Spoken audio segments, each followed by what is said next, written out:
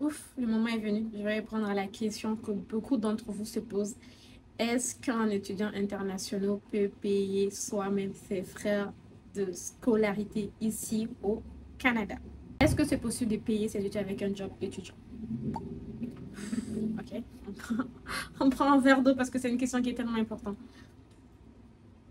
Pour ceux qui ne me connaissent pas, je suis Kiki, étudiante internationale aussi au Canada qui vient tout juste d'arriver. Du coup, c'est génial parce que j'ai encore l'esprit frais. J'adore apprendre, découvrir et du coup, j'ai pas mal de vidéos sur mon compte qui pourront éventuellement t'intéresser si jamais le Canada t'attire, que tu veux plus apprendre sur ce pays-là.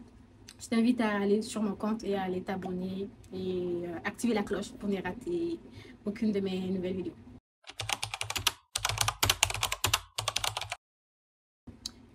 Commençons déjà par le frais de scolarité. C'est combien de frais de scolarité?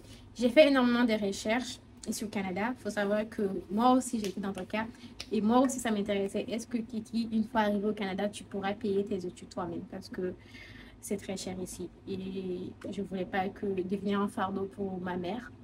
Alors, mon objectif, c'était de payer moi-même mes études. Est-ce que je suis arrivée ou pas? Déjà, j'ai essayé de trouver l'école, la formation la moins chère possible. Il n'y a pas moins cher.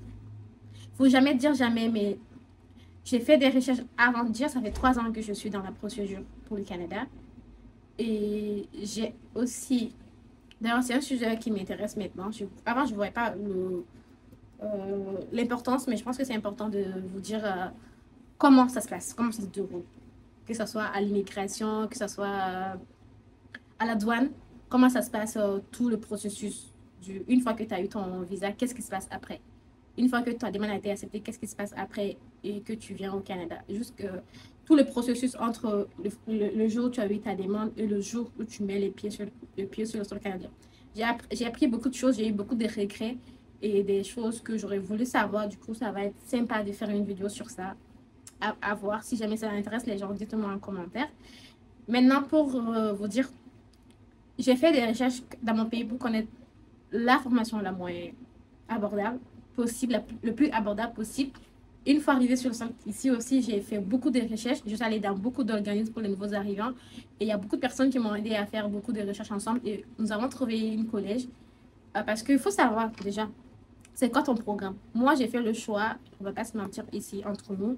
Moi, ce n'était pas vraiment l'école la priorité, mais c'était plus comment je vais avoir un papier. Avec quelle formation je peux espérer avoir la citoyenneté canadienne pour commencer d'abord la résidence permanente.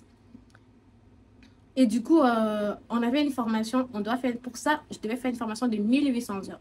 Pour les personnes qui ne sont pas au courant, il y a une loi qui a été appliquée. Si une étudiante internationale fait une formation de 1800 heures, à la fin de ces études-là, cette personne, même si elle ne demande pas d'espérance de travail, elle peut demander la résidence permanente. Et une fois la résidence permanente, ben, au fil des ans, si tu accumules plus de 5 années ici ou 7 ans, tu peux avoir directement ta citoyenneté. Du coup, pour ça, il faut que tu fasses une formation de 1800 heures. On est d'accord. Si jamais ton objectif, c'est d'établir ici au Canada, tu dois obligatoirement faire une formation de 1800 heures. Du coup, on va parler des formations de 1800 heures. C'est quoi la moins chère? Et la moins chère, je vais te donner le nom du collège, c'est le collège Saint-Michel. C'était la moins chère possible. Pour les personnes qui sont à Montréal, c'est important, oui. Pour les personnes qui sont à Montréal, parce que j'habite à Montréal. Pourquoi j'ai fait le choix de vivre à Montréal? Et pourquoi tout le monde aime vivre à Montréal? Ça pourrait être un sujet dans une vidéo. Si jamais ça vous intéresse, dites-moi en commentaire, on fera une vidéo sur ça. Moi, il me fallait absolument venir à Montréal. Du coup, je devais chercher une formation abordable à Montréal. Mais sûrement qu'il y a d'autres formations moins abordables dans d'autres petites villes. Mais à Montréal, c'est ces formations-là qui est 1800 heures. Et le coût de la formation, c'est 18 000 dollars. Un 2VP. C'est 18 000 dollars et normalement tu peux payer 7 000 dollars comme ça par session. Que déjà vous devez être découragé parce que 18 000 dollars ça coûte ça coûte à peu près environ 10 millions de CFA.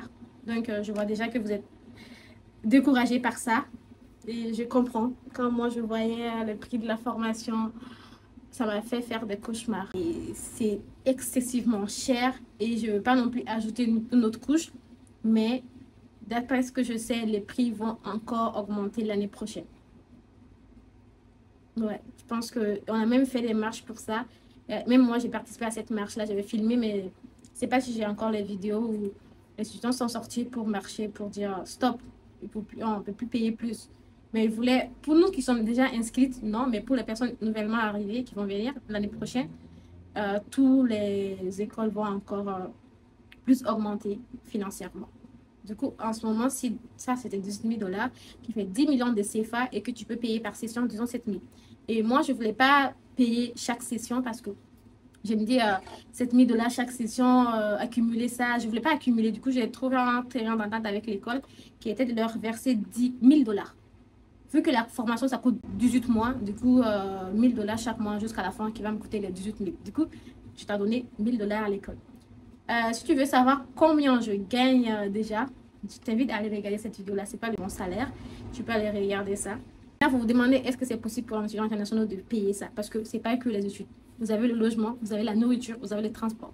Donc, pour un étudiant international vivant de manière minimaliste, un budget mensuel peut varier en fonction, le budget peut varier en fonction de la vie, très sincèrement, du mode de vie et des choix aussi personnels de cette personne-là. Mais j'ai fait une estimation pour vous.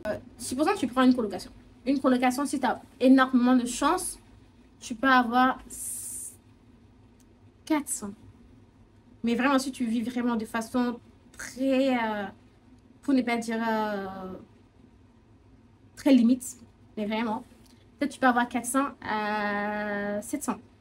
Mais pour le meilleur logement que moi j'ai trouvé ici au Canada, à Montréal, encore une fois, je te mets le lien de cette vidéo-là. Tu auras toutes les réponses à toutes tes questions et c'est le meilleur logement possible ici à Montréal, qui coûte 500 quelque chose comme ça. Et qui est bien situé où tu es tout seul chez toi. C'est pas une colocation, c'est juste toi avec ta personne. Maintenant, disons que tu as de la chance et tu trouves ce logement à temps, parce qu'il faut s'y prendre à temps. Le logement dont je parle dans ma vidéo et que c'est 500 dollars. Et que tu habites tout seul parce que c'est important aussi d'avoir la tranquillité pour avoir vécu la colocation moi-même. Et cette colocation, je l'ai payée à 550 dollars. C'était un cauchemar de vivre avec ces filles-là. C'était horrible. Et tu n'avais même pas à avoir la tranquillité d'esprit d'aller au travail. Du coup, c'est vraiment important ton environnement. Il faut avoir un bon environnement. Tu sais, il y a tellement de stress ici au Canada. S'il faut que même ton lieu de chez toi, une fois rentré à la maison, tu stresses et tu as mal au ventre, c'est pas vivable sur le long terme. Donc, je te promets sur ça. Il faut que tu... C'est l'endroit où tu vas passer le plus de temps possible. Parce qu'il faudrait qu'on trouve un environnement où ça va être en chez nous, où on n'aura pas envie de tout le temps sortir. Parce que plus tu sors, plus tu vas avoir envie de dépenser. Même si tu dis, ah, je vais juste me balader, mais c'est de la tentation. Donc, il faudrait vraiment que tu trouves en chez toi, que tu puisses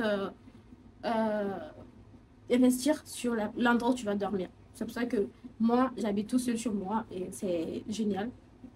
Et du coup, si jamais tu as cette chance-là, je ne te prends pas la décision pour toi. La colocation, c'est aussi... Mais il faut aussi... faut chercher avec qui tu vas habiter, c'est important. Et cet endroit où je parle dans ma vidéo, ben, tu habites tout seul chez toi. Donc, voilà. En nourriture, supposons que tu prépares toi-même, tu ne fais pas de commande Uber, tu ne fais pas tout ça. En nourriture, je pense que ça va te coûter, supposons que tu es vraiment économe, on va dire 100, 200 encore par mois. Je vais faire une vidéo sur tous mes bons plans et comment je gère mon budget ici. Ça pourrait vraiment t'intéresser, du coup, abonne-toi. Et la vidéo va venir dans pas longtemps. Mais supposons là, tu as 200, 300. Si tu habites à Montréal, encore une fois, parce que j'habite à Montréal, je ne peux pas me permettre de parler des autres villes. Le transport en commun, ça va te coûter, si tu es étudiant international, ça va te coûter 60 dollars. Si tu es pas étudiant et que tu es juste nouveau arrivant, ça va te coûter 100 dollars par mois. Bus, métro comprise. Téléphone, internet, tu as besoin d'un forfait téléphonique. Moi, le forfait le plus moins cher que j'avais vu aussi au Canada, c'était 45 dollars. Mais après, ça, c'était quand je suis venue. Mais parce que ça qui est génial avec le Canada, c'est que chaque fois, il y a une nouveauté. Chaque fois, il y a des choses qui changent. Chaque fois, il y a des nouveautés. Chaque fois, il y a des choses qui changent. Et je sais que maintenant, c'est moins cher que celui que j'avais trouvé à l'époque. Même si c'était 45 dollars, c'était 1 giga ou 10 gigas. Et vraiment, le forfait finissait avant la fin du mois. Alors que je n'utilisais même pas tout le temps. Du coup, on a parlé des choses essentielles. Maintenant, on va dire combien tu es payé. Ici au Canada. Ici au Canada, il faut savoir que tu es payé en fonction du nombre d'heures où tu travailles. Supposons que tu travailles 20 heures, parce que là, c'est la nouvelle loi. Pour les étudiants internationaux, on ne doit pas dépasser 20 heures par semaine. Tu es payé 20 heures. On va prendre le cas le plus extrême possible. Tu es payé à 20 heures dans la semaine. Tu es au salaire minimal. Salaire minimal, c'est que tu es au salaire minimum qui est de 15,25. Si tu es au salaire minimum de 15,25, on va faire le compte ensemble. Donc 20 heures, on va donc multiplier les 20 heures par les 15,25. Ça vous fait à peu près 305 $. Et vu qu'il y a 4 semaines dans un mois, on multiplie le 305 fois 4. Ça va vous faire 1222 $. Surtout, il faut prendre en compte que c'est le brut. Parce qu'il y a des déductions d'impôts à chaque paye. À chaque paye, il y a des déductions d'impôts. Si tu veux savoir combien moi je suis payée, déduction d'impôts, je te propose de regarder cette vidéo-ci où je suis très transparent. Je dis clairement combien je gagne. Et là, supposons que tu as supposons, disons 1400 $. Mais tu n'as pas 1400 $ parce qu'avec les déductions d'impôts, c'est impossible que tu aies 1400 $. Donc, on a parlé de nourriture. On a parlé de transport. On a parlé de... je sais que tu es découragée, je comprends, je te vois, je me mets à ta place tout à l'heure. Supposons moi je donne 1000 $ à l'école, il me reste 400. Bon, moi je ne suis pas payée au salaire minimum. Ça, c'est ma chance. Et j'ai fait une vidéo sur ça, sur comment j'ai décroché le job de mes rêves. Je connais personne ici qui est étudiant international et qui n'est pas payé au salaire minimum. Je suis la seule qui n'est pas payée au salaire minimum.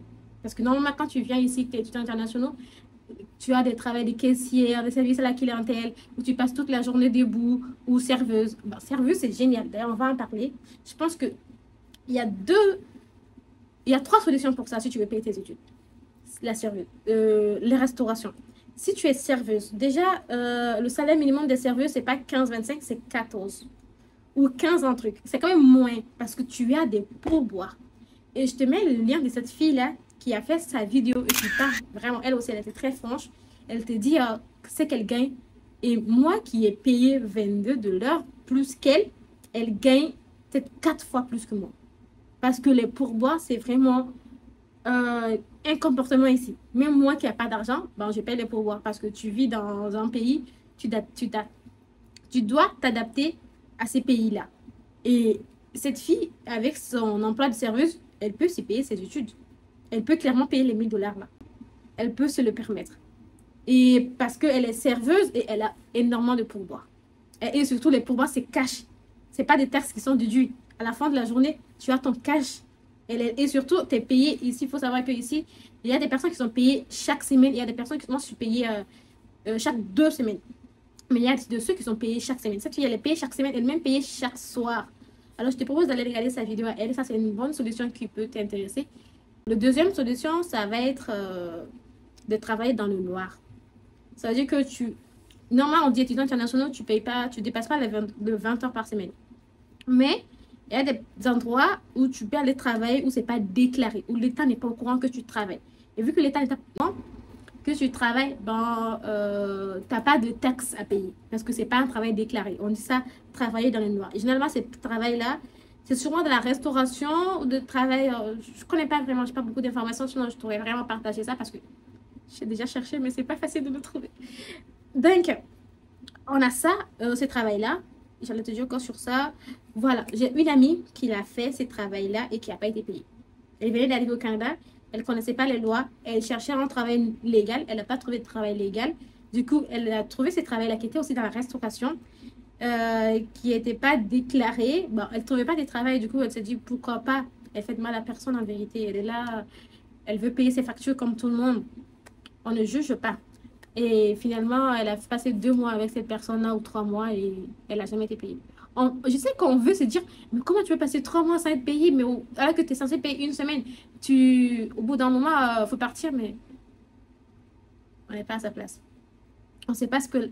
Franchement, quand on est désespéré, on est capable de tout. Même moi, quand j'étais désespérée concernant ma colocation, j'ai habité avec cette fille-là sans même visiter la maison. Parce qu'il me fallait trouver un endroit. Donc, quand tu es désespéré, ton cerveau ne fonctionne pas normalement. Tu te dis, ils vont sûrement me payer, ça va sûrement s'arranger avec le temps, mais c'est pas évident. Donc, elle a passé 3 mois avec ces personnes-là. Le premier mois, elle a été payée, mais les 2 derniers mois, elle n'a pas été payée. Du coup, c'est ça le problème avec travailler dans le noir. Parce que c'est pas réglementé. Tu peux pas te plaindre parce que tu n'es pas censé le faire. Donc, à réfléchir. La troisième, ça va être avoir des économies. C'est mon cas. c'est ma situation à moi. Parce que je ne suis pas serveuse. D'ailleurs, ça m'a intéressée parce que j'aime beaucoup mon travail. Du coup, je ne me vois pas du tout démissionner. Et quand on avait l'option de travailler 2 fois, quand on avait l'option de passer plus de les 20 heures de la semaine, je voulais être serveuse. Mais je voulais aussi faire YouTube. Du coup, j'ai dû faire un choix, soit me lancer sur YouTube à fond, parce que je pars à l'école aussi, j'ai un travail. Soit maintenant, je voulais chercher un deuxième travail. Le deuxième travail, c'était soit serveuse ou soit YouTubeuse. Du coup, c'est ça qui me passionne. J'ai pris la décision d'être YouTubeuse, les petits temps, les petits moments qui me restent de faire mes vidéos YouTube. J'espère que ça va payer un jour. Et moi, la troisième des cas, ça a été que ma mère continue à m'envoyer de l'argent. Des fois, quand j'avais des économies, parce que je dépense presque jamais rien, j'ai des bons plans ici, j'arrive à vivre de façon très minimaliste et à gagner de l'argent, même à envoyer de l'argent à ma mère. Des fois, je lui disais non, c'est bon, c'est moi, si c'est ok, je peux payer. Ou des fois, je suis là, maman, je peux avoir de l'argent, c'est pas trop cool ça. Et des fois, ça m'arrive que ma mère continue à m'envoyer de l'argent. Des fois, ça m'arrive que ce soit moi qui envoie de l'argent à elle. Ça dépend du mois et de quand il y a des imprévus. Comme ce mois-ci, il y a eu un imprévu où c'était l'été, il faisait hyper chaud, j'ai dû acheter un climatiseur. Ben, à la fin du mois, c'était pas top parce que le prix du climatiseur n'était pas c'était pas prévu. Le clim, ça m'a coûté 300 trucs. Donc voilà à peu près tout ce que je peux te dire sur ça. Mais il y a une autre monsieur, quand je faisais des recherches pour vous, pour savoir s'il y avait d'autres solutions, s'il y avait des personnes qui ont trouvé d'autres solutions, j'ai trouvé ce monsieur-là. Sa conclusion à lui, c'est que si tu as d'autres, pas de travail dans le noir, sa conclusion à lui, c'était si tu as d'autres travails de côté. Il a dit que lui, il a des business dans son pays. Je ne sais pas ici les Camerounais ou quoi, mais il a des business dans son pays qui fonctionnent bien. Et du coup, à la fin du mois, bon, on lui envoie l'argent de ces business-là. Et c'est avec l'argent de ces business-là qu'il paye ses études. Mais ce type, il a l'air génial. Du coup, je te fais la recommandation. Il est là depuis très longtemps que moi. Et surtout, il n'habite pas à Montréal. Donc, pour les personnes qui ne veulent pas venir à Montréal, du coup, le monsieur, il a dit que là où lui, il habite, il n'a pas donné le nom de la ville, mais il a dit là où lui, il habite, il ne paye pas les frais de transport. C'est génial. Moi, je paye les transports à 60 dollars par mois. Et il a dit, quand tu es étudiant international, tu ne payes pas de transport. Et il a même dit qu'ils sont mieux payés que nous, que c'est plus facile. Il n'a pas donné le nom de la ville, sinon je t'aurais sûrement partagé. Mais je te donne le lien de son compte. Tu peux aller t'abonner et regarder ses autres vidéos ou même lui poser la question dans quelle ville il habite. Voilà, c'est un peu ça la conclusion pour moi. J'espère avoir répondu à tes questions. Je réponds à toutes mes commentaires. Du coup, si tu as une suggestion de vidéo, si tu as une préoccupation, ou même en ce moment, j'essaie de prendre le temps de aussi publier des contenus en live sur ma vidéo, sur ma vie ici au Canada. Si c'est quelque chose qui t'intéresse, je suis beaucoup plus accessible là-bas. Tu peux m'écrire sur Instagram ou sur TikTok. Je te souhaite vraiment du courage parce que c'est pas évident, mais je sais que à la fin, ça va payer. Donc, prends soin de toi.